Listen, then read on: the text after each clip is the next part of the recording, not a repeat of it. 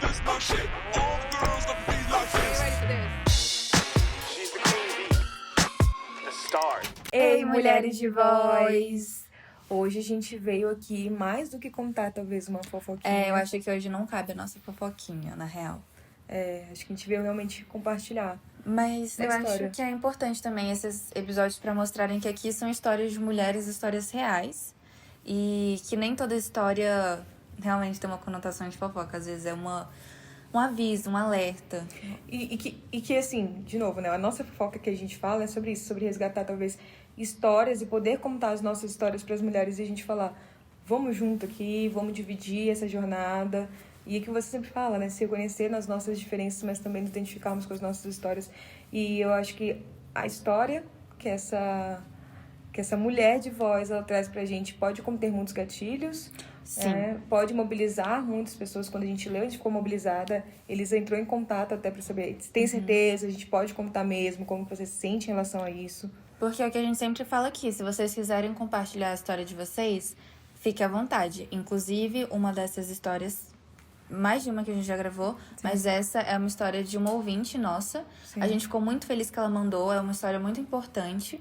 Mas é uma história que pode sim conter gatilhos. Gatilhos físicos, gatilhos verbais. Então, se você não se sentir confortável, não precisa assistir. Sim. Escolha o momento que você tá se sentindo bem, tá se sentindo preparada pra conseguir ouvir e acolher, né, essa história que tá vindo por aí. Então, Corta pra para mais uma história de voz. Então, essa história começa lá atrás, quando a Gabi tinha 14 anos. Sim. Quando a Gabi tinha 14 anos, ela começou a namorar um rapaz que ela achava lindo, maravilhoso, perfeito. Mesmo quando ele fazia coisas más. E pareciam erradas, eu acho que é isso, né? Porque acontece muito isso quando a gente tá numa relação. A gente pode até perceber, falar assim, tem algo estranho aqui. Mas, às vezes, como não nos sinalizam coisas, não nos ensinam coisas, talvez fica só nos lugares estranhos. Isso aqui eu que não sei. E ele fazia essas coisas que deixavam ela mal. E, de certa forma, eram muito sem noção mesmo, gente. Não tem palavra melhor. Então, ela ficou com ele por 4 anos, né, nessa relação. E durante esse relacionamento, ela foi percebendo que, sim, ele tinha comportamentos muito abusivos. E isso incluía em relações sexuais. Sim, ele sempre negava a usar camisinha e mesmo se ela pedisse ou se ela quisesse utilizar, ele ficava louco, não queria que ela usasse e isso foi se estendendo por um tempo. E pra quem não sabe, gente, acho que é importante a gente falar, é categorizado como, sim, uma violência sexual. O cara, o parceiro, quem for, não te permitir usar qualquer método anticoncepcional, contraceptivo, o que for. Então, isso é sim considerado uma violência e tá ali categorizado na Lei Maria da Penha. E também, isso que a Bianca falou, ele também não gostava se ela falasse que usar, tipo, anticoncepcional ou até uma pílula do dia seguinte. Então imaginem, Gabi, 14 anos, passou com ele por 4 anos, de 14 anos a 18 anos. Ela era uma menina, uma adolescente, e como a conversa não era muito aberta com os responsáveis dela, ela não tinha uma certa orientação sobre isso. Então aconteceu. Aos 16 anos ela engravidou e ela falou que quando ela viu o positivo no teste de gravidez ela ficou desesperada. Ela não conseguia parar de chorar porque ela sabia que ele não fazia bem pra ela. Sim. Então ela se viu meio que perdida. Sim. E aí ela contou pra ele prometeu que ia ficar com ela, etc.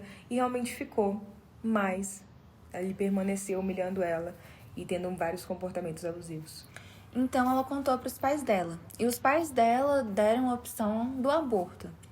Só que ela realmente topou fazer a opção que os pais deram, só que os pais não ajudaram. Eles ajudaram no processo de escolha. Então, tem essa opção, ou você tem ou você não tem. O que você quer? E ela escolheu o aborto. Então, sua mãe, depois, enfim, ela decidiu, ela tomou, e infelizmente aqui no Brasil, como a gente sabe, ainda é um procedimento ilegal, então meninas passam por diversos meios e ferramentas, assim, que são muito violentas, não são regularizadas, não são fiscalizadas, então por isso tem muitos efeitos, né?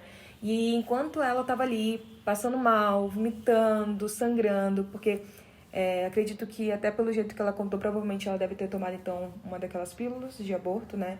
E normalmente é muito violento, gente.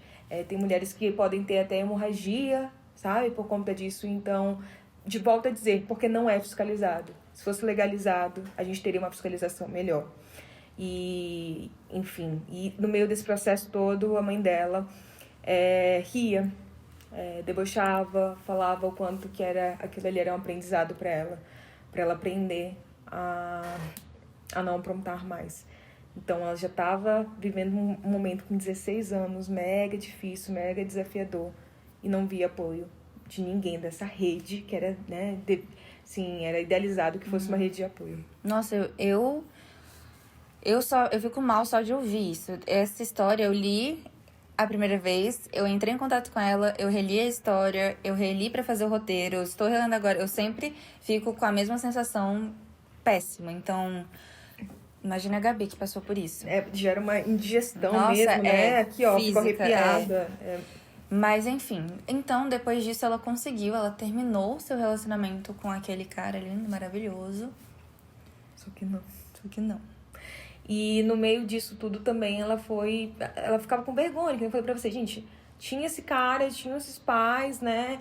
E foi pensando, pô, eu tô no ensino médio, 16 anos, todo mundo vivendo sua adolescência, eu vou contar pra quem? Não tinha quem compartilhar, Não né? tinha. E aí, assim, ela falava... Ela tinha vergonha de ter passado por tudo isso. Ela se culpava por ter passado por tudo isso. Ela falava assim, o que eu vivi foi sujo, foi errado, foi vergonhoso. E por que ela achava isso? Porque antes ela era da igreja e ela sentia que aquilo que aconteceu com ela era uma grande pecadora. Ela falava que ela se sentia nojenta e como se ela fosse uma grande pecadora por ter acontecido isso com ela. Então, a Gabi ficou anos sem falar sobre isso. Ela viveu momentos em que ela tinha vergonha de si, que nem eu falei.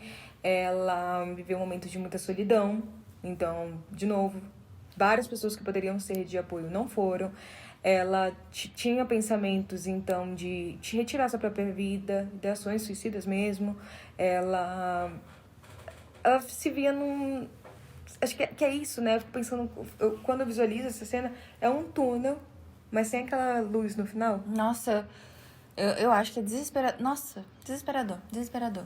Mas a Gabi hoje, ela tem 21 anos e ela se sentiu à vontade, depois desse tempo todo, de contar a sua história, de falar e realmente dar voz ao que ela viveu. E eu acho muito potente isso, ela ter tido essa coragem de fazer.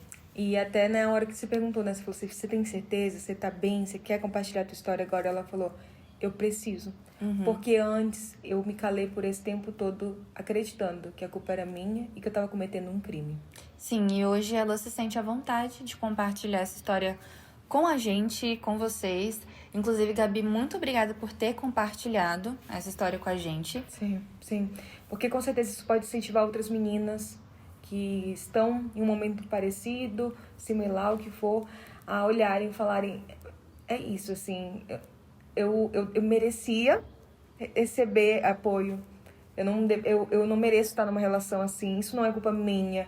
Eu deveria ter apoio não só dos meus pais, mas do Estado. Acho que isso é muito importante a gente falar e bater nessa tecla ainda mais no momento que sair esse vídeo aqui. Gente, a gente está passando por um momento em que os nossos direitos humanos estão sendo, sim, podados. E esse é um direito nosso. A gente acompanha ao longo desse ano várias histórias de mulheres sendo abusadas, sendo violadas, tendo seus direitos básicos retirados de si.